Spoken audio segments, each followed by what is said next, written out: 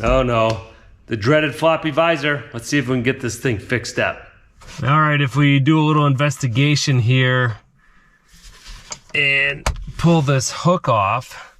Here's our hook that's supposed to be mounted up in the ceiling, and the screw is still attached to our hook piece here. There are some threads up there that our screw goes into. They look to be okay, so hopefully in this scenario our screw just vibrated loose from that hole eventually. And then what happens over time, as we're not so nice to this piece, clipping and unclipping, we work this thing more and more, and eventually this screw just backs out. So going back to my workbench here so we can see this better, well, we can take our flat blade screwdriver. We need to remove this cover so we have access to the screw.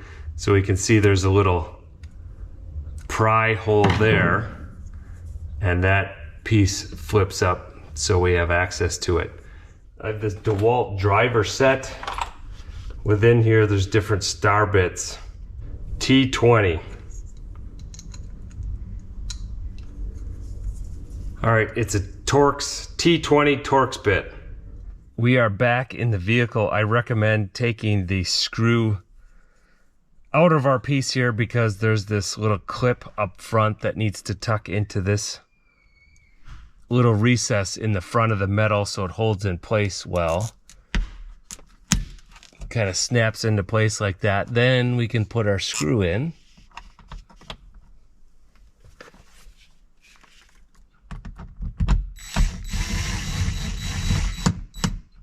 And do not over tighten the screw. It's just a piece of sheet metal in there with where the threads grab. So if you over tighten that, that'll strip that piece right out and you're done. Clip the little access back. No more floppy visor. We're done.